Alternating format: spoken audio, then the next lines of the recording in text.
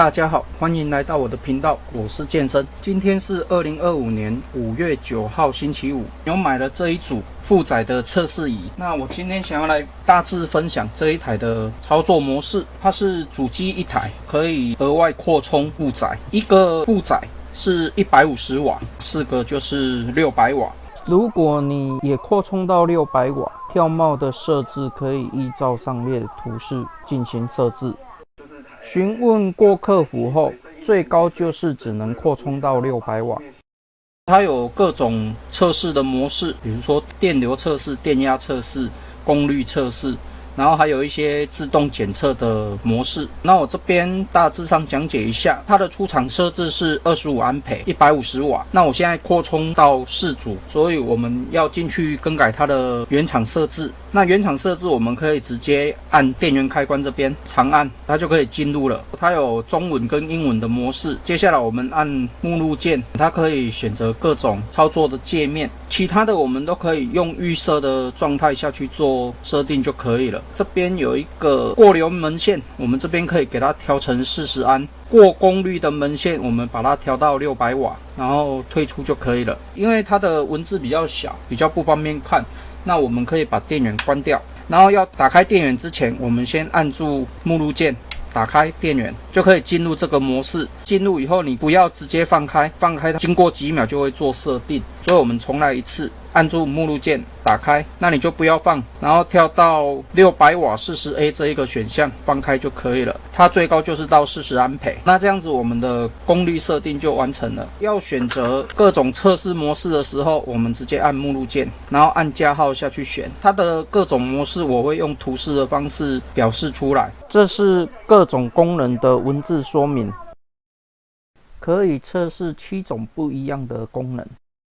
那我自己本身是对电动工具的电池的测试比较有兴趣，所以我就自己做了2条这种线。这种线在做，我们就是准备一个 U 型端子，它一边是测试电流的，一边是测试内阻的。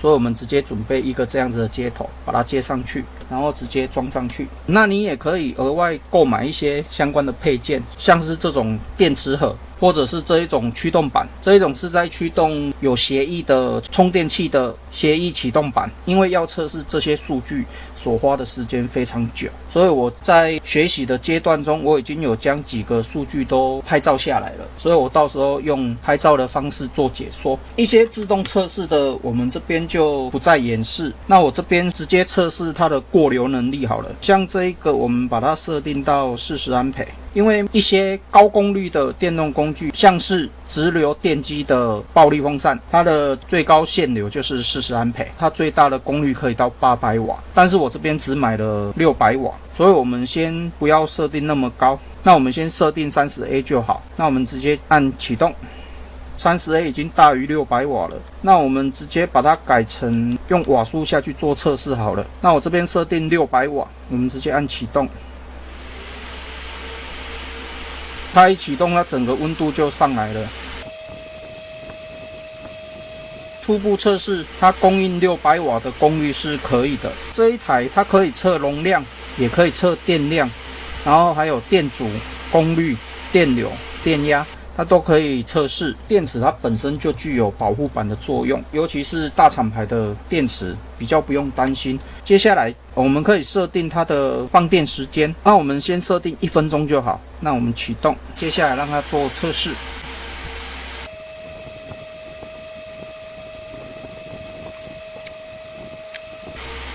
测试时间到了，大厂牌的它可以在600瓦高功率的情况之下持续放电是没有问题的。因为高功率的放电导致它电池现在的温度稍微有一点高。这一颗电池是副厂牌的，电压已经有接近20伏，所以我们接下来测试这一种副厂的电池。那我们一样直接用600瓦的功率下去做测试，就可以看出差异了。那我们一样给它限定1分钟。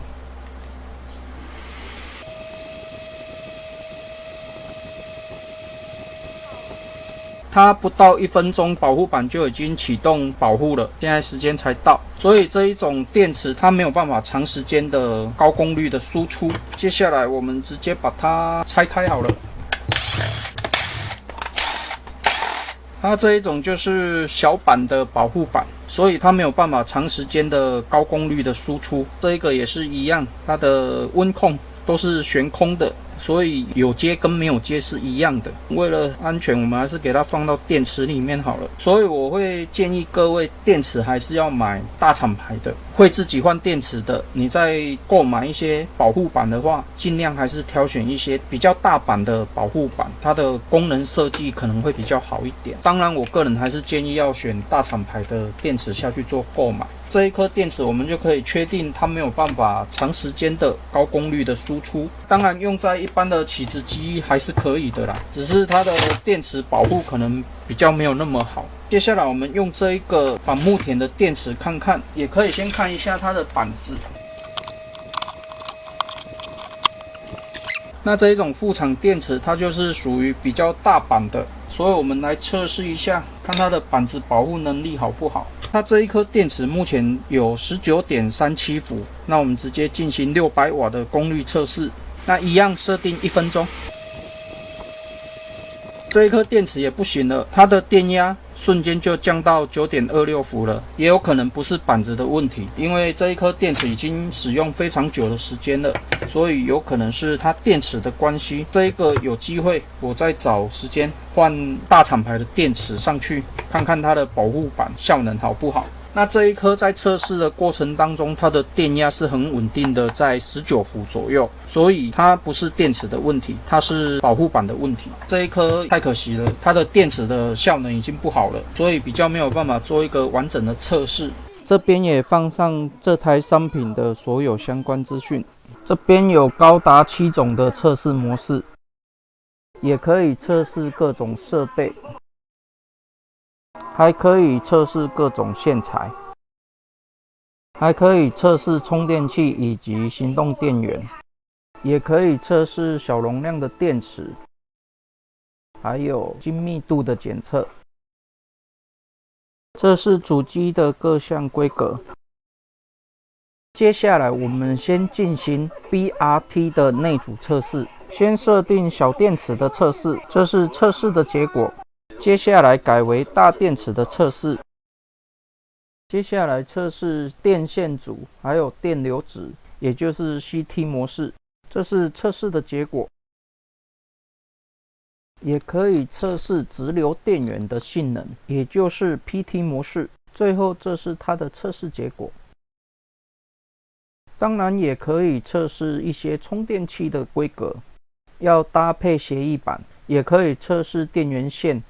当然也可以测试单颗的电池，因为这些测试都需要相当多的时间，所以我这次就先不演示了。